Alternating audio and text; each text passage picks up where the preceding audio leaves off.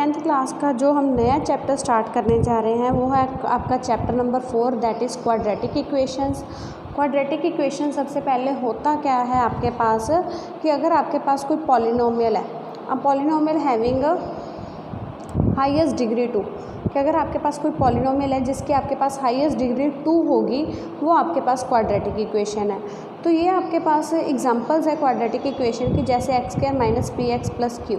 यहाँ पे highest degree देखा जाए तो वो क्या है आपके पास 2 है, वैसे तो 1 भी है बट हाईएस्ट यानी कि सबसे बड़ी डिग्री आपने देखनी है तो वो यहाँ पे है आपके पास 2। तो ये क्वाड्रेटिक इक्वेशन है।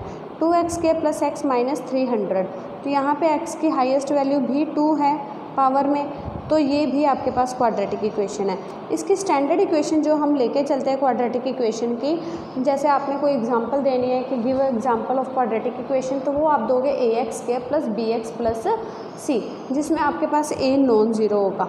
नॉन ज़ीरो बिकॉज अगर यहाँ पे a ज़ीरो हो जाता है तो zero into something is zero, तो ये तो वैल्यू आपके पास ख़त्म हो जाएगी ज़ीरो करके, तो आपके पास वैल्यू रह जाएगी bx प्लस c। और जो bx प्लस c वाली वैल्यू रह जाएगी यहाँ पे, तो हाईएस्ट डिग्री 1 रह जाएगी। तो ये आपके पास क्वाड्रेटिक नहीं बल्कि लीनियर इक्वेशन बनेगी फिर। तो अब स्टार्ट करते हैं इसकी 4.1 एक्सरसाइज। 4.1 एक्सरसाइज है जो एनसीईआरटी बुक में से, check whether the following are quadratic equations or not. ये देखना है कि क्या ये क्वाड्रेटिक इक्वेशंस हैं या नहीं है। वैसे तो हमें ये पता कि अगर उसकी हाईएस्ट डिग्री 2 है फिर तो ये क्वाड्रेटिक इक्वेशन है, बट कुछ इक्वेशंस को हमें सॉल्व करके देखना पड़ेगा। जैसे यहाँ पे है x प्लस 1 का होल स्क्वायर। होल स्क्वायर में इसके पास फॉर्मूला होता है a plus b whole square का, a square plus 2ab plus b square, या फिर a square plus b square plus 2ab, जैसे भी आप लिख सकते हो। वैसे इसको लिखते हैं a square plus 2ab plus b square है। ये बन गया a स्क्वायर एक्स स्क्वायर 1 का square 1 plus 2ab, 2 into x into 1 is 2x। इसको भी अंदर मल्टीप्लाई करोगे 2 इंटू एक्स 2x, 3 इंटू 2 6। ये 2x से 2x कैंसिल हो जाएगा। बेटा ये ध्यान में रखना है आपने कि अगर तो आपके पास जो इक्वेशंस है इक्वल टू में, जैसे मैं ये लिख दूँ x square plus 5x equal to 5x plus 3, अगर ये इक्वल टू में और इनको कैंसिल करना है तो ये टर्म्स सेम होने चाहिए और सेम साइन होने चाहिए, अगर इक्वल टू में है तो, ठीक है, तो ये कैंसिल हो सकती है। बट अगर आपके पास इस तरफ कैंसिल करनी है तो ये आपके पास क्या होनी चाहिए, ऑपोजिट साइड, अगर एक ही साइड में या लेफ्ट हैंड साइड में या फिर राइट हैंड साइड में, तो ये सेम टर्म्स तो होंगे बट साइन इसके ऑल्टरनेटिव ऑपोजिट होंगे, ये प्लस 5x ये माइनस 5x। तो कैंसिल करने के वक्त ये ध्यान में रखना कि अगर इक्वल टू में कर रहे हो ना कैंसिल, तो इनके साइन सेम होने चाहिए। अगर एक टर्म प्लस की है तो दूसरी भी प्लस की, अगर एक माइनस की है तो दूसरी भी माइनस की होनी चाहिए। तो यहाँ पे 2x से 2x कैंसिल हो जाएगा, ये बच गया आपके पास x square plus 1 equals to minus 6। Minus 6 को लेफ्ट हैंड साइड में लेके आओगे, that is plus 6 which is equals to 0, and we will get x square plus 6 plus 1 is 7 which is equal to 0। Now there is the highest degree of the equation is 2, so it is the equation of a quadratic equation. Now there is a next sum is x square minus 2x which is equal to minus 2 into 3 minus x। तो सबसे पहले हम -2 को multiply करेंगे right hand side में दोनों से, because अगर आपके पास कोई चीज़ ब्रैकेट में है तो वो अंदर ब्रैकेट के जितने एलिमेंट्स हैं सबसे मल्टीप्लाई होगी। तो -2 into 3 is -6, minus minus plus 2 into x is 2x। अब ये टर्म्स बेटा कैंसिल नहीं हो सकती बिकॉज ये इक्वल टू में है और ये माइनस की टर्म है, ये प्लस की टर्म है। टर्म्स तो सेम है बट साइंस ऑपोजिट है ना, तो ये कैंसिल नहीं हो सकती। तो इन सभी को मैं क्या करती हूँ, लेफ्ट हैंड साइड में ले जाऊँगी। ये आपके पास बन गया, यहाँ पे इसको सॉल्व करके आपके पास हाईएस्ट डिग्री जो आ रही है वो है 2। अगर हाईएस्ट डिग्री 2 है तो ये इक्वेशन क्या होगी, क्वाड्रेटिक इक्वेशन। नेक्स्ट है x minus 3 into 2x plus 1 equals to x into x plus 5।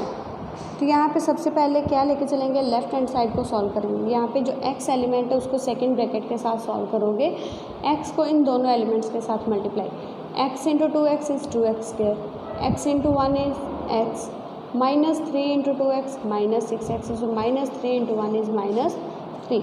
तो इसको भी मल्टीप्लाई करोगे, x into x is x square plus 5 into x is 5x।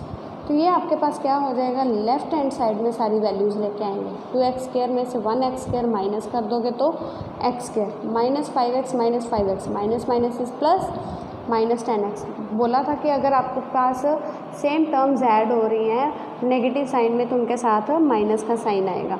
तो -3 = 0, तो ये भी क्वाड्रेटिक इक्वेशन है बिकॉज यहाँ पे हाईएस्ट डिग्री आपके पास 2 है। ये आपके पास सम सेम है, आप खुद समझ लेना, अगर नहीं समझ में आएगी तो प्लीज़ मुझसे डिस्कस कर लेना।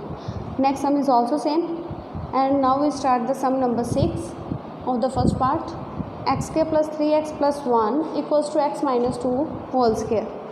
ये आपके पास है x² + 3x + 1, यहाँ पे होल स्क्वायर है तो इसको सॉल्व करोगे a² + b² - 2ab। अब अगर इसमें माइनस का साइन है तो ये बनेगा आपके पास -2ab। ये बन जाएगा आपके पास x² और x², ये दोनों टर्म सेम है तो ये आपके पास कैंसिल हो जाएंगे यहाँ पे।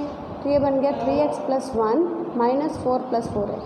तो यहाँ पे जो हाईएस्ट डिग्री आपके पास आ रही है वो है आपके पास 1। अगर हाईएस्ट डिग्री 1 है तो ये क्वाड्रेटिक इक्वेशन नहीं है। नेक्स्ट है x + 2 होल क्यूब।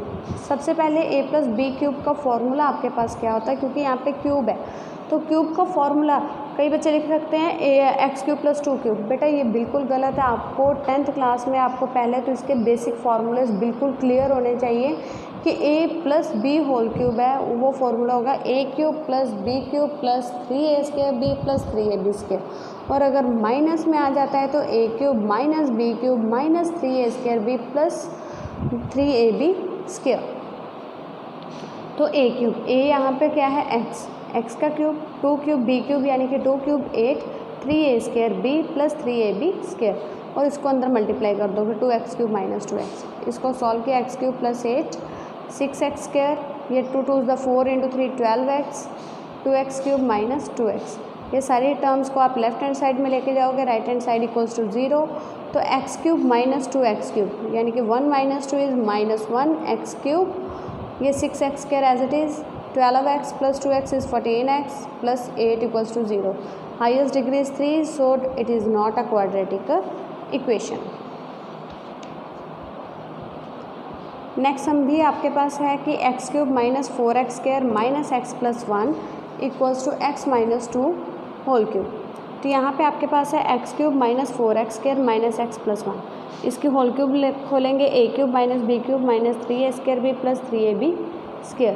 सारी टर्म्स को राइट हैंड साइड में लेके जाओगे तो लेफ्ट हैंड साइड में लेके जाओगे तो = में 0। तो यहाँ पे सॉल्व करने के बाद x³ और x³ कैंसिल हो जाएगा। तो यहाँ पे आपके पास जो इक्वेशन बनेगी हाईएस्ट डिग्री 2 बच रही है, तो यहाँ पे ये इक्वेशन क्वाड्रेटिक इक्वेशन है। नेक्स्ट है इसकी स्टेटमेंट आपको दी गई है, the area of rectangular plot is 5 to 8 metre square. यानी कि आपके पास एक प्लॉट है वो रेक्टेंगल की फॉर्म में है, उसका एरिया यानी कि सेंटर वाला पोर्शन का जो एरिया है वो आपको दिया गया है 5 to 8 metre square. The length of the plot in metres is 1 more than twice its breadth। यानी कि उसकी जो लेंथ है ब्रेथ के 2 टाइम्स से 1 ज़्यादा है। तो हमें length breadth plot find out करनी है और सबसे पहले सम में हमें बोला गया है इसकी क्वाड्रेटिक इक्वेशन फाइंड आउट करनी है। तो हम इसकी क्वाड्रेटिक इक्वेशन फाइंड आउट करेंगे, क्योंकि हमें बोला गया है कि लेंथ किस पे डिपेंड करी है, ब्रेथ पे। यानी कि अगर हमें ब्रेथ पता होगी तो लेंथ फाइंड आउट कर सकते हैं। तो सबसे पहले जो जिस पे डिपेंड करी है उसकी वैल्यू हम लेट करके चलेंगे। Breadth of the rectangular plot is x metre, because metres में उन्होंने बोला है। तो लेंथ ऑफ द प्लॉट आपके पास क्या है कि ब्रेथ का ट्वाइस यानी कि 2 गुना एंड 1 मोर यानी कि उससे 1 ज़्यादा है तो प्लस, ट्वाइस या 2 टाइम्स 3 टाइम्स बोलते हैं तो मल्टीप्लाई। तो यहाँ पे ट्वाइस बोला है तो 2 से मल्टीप्लाई कर दिया यानी कि दुगना। तो एरिया आपको दिया गया है 5 to 8 मीटर स्क्वायर, बट इसका एरिया होता क्या है, लेंथ मल्टीप्लाई ब्रेथ। लेंथ आपके पास है 2x + 1 इंटू ब्रेथ आपके पास है x = 5 to 8। इसको मल्टीप्लाई करोगे 2x² + x - 5 to 8 = 0। ये राइट हैंड साइड में था, इसको लेफ्ट हैंड साइड में लेके तो राइट हैंड साइड 0। तो ये आपके पास क्वाड्रेटिक इक्वेशन है because the highest degree is 2।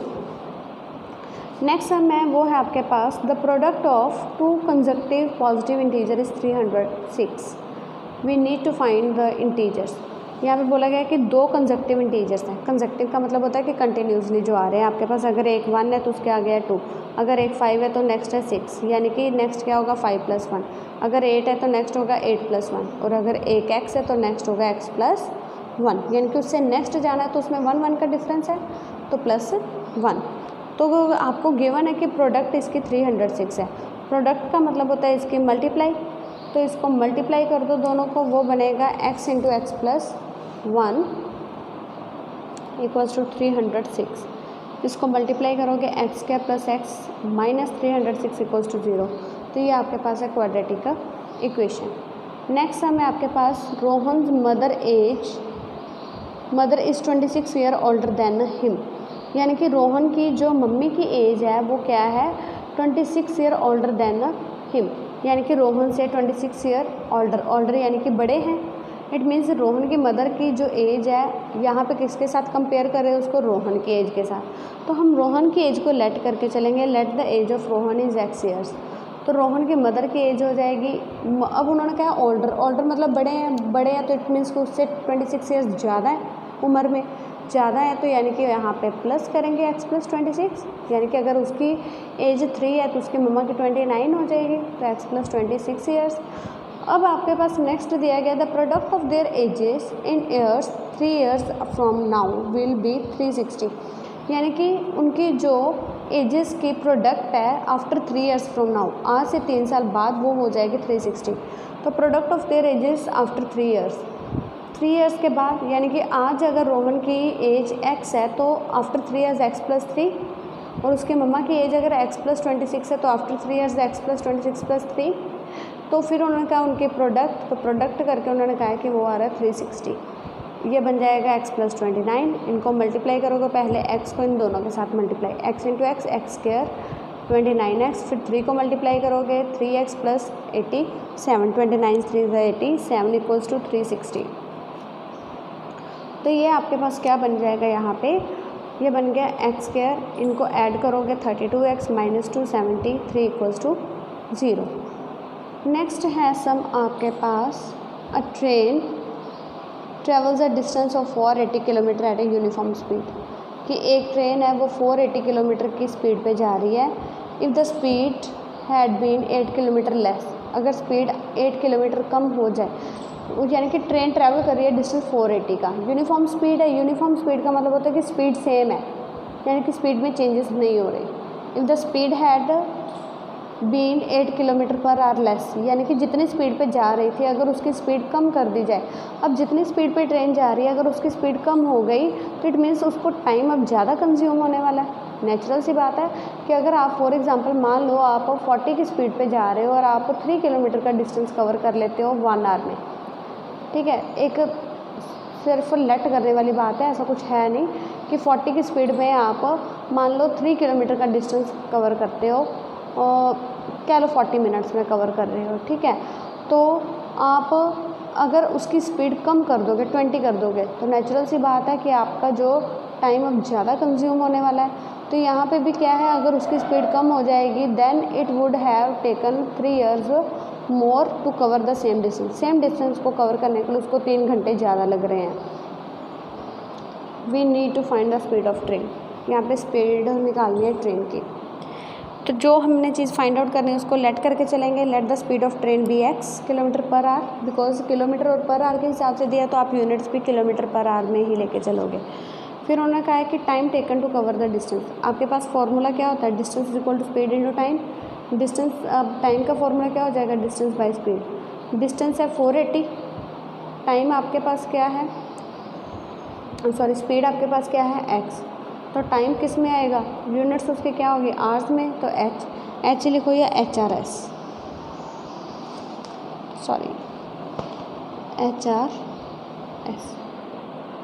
तो if speed had been 8 kilometre less, अगर उसकी स्पीड 8 किलोमीटर कम कर दी जाए, पहले x थी तो x - 8 कर दी जाए, तो टाइम ये हो गया आपके पास। तो सम के अकॉर्डिंग क्या है कि इसका टाइम जो है अब वो कह रहे हैं कि इसको 3 hours ज़्यादा लगेंगे। तो वो क्या होगा, अगर आपके पास फॉर एग्जांपल पहले आपके पास था ये वाला टाइम लग रहा, मान लो 10 घंटे में स्पीड आपको डिस्टेंस कवर हो रहा था, अब 3 घंटे ज़्यादा लगेंगे तो 13, तो जो बड़ी वाली टर्म होगी उसको पहले रखोगे, बिकॉज डिस्टेंस कम हो गया और स्पीड कम हो गई, डिस्टेंस सेम है, टाइम ज़्यादा हो जाएगा, तो ज़्यादा वाले को पहले रखोगे। माइनस 480/x = 3, तो 480 कॉमन, 1/x - 8 - 1/x = 3। तो इसको सॉल्व करोगे बाय एलसीएम लेके, तो ये आपके पास आ गया 480 × 8 = 3x² - 8x। इसको मल्टीप्लाई करोगे तो क्वाड्रेटिक इक्वेशन इनमें 3 कॉमन निकल रहा है, तो आप निकाल भी सकते हो। तो ये आपके पास जो इक्वेशन है वो बनेगी क्वाड्रेटिक इक्वेशन। तो आपकी 4.1 एक्सरसाइज डन है। इसके बाद स्टार्ट करेंगे 4.2 एक्सरसाइज।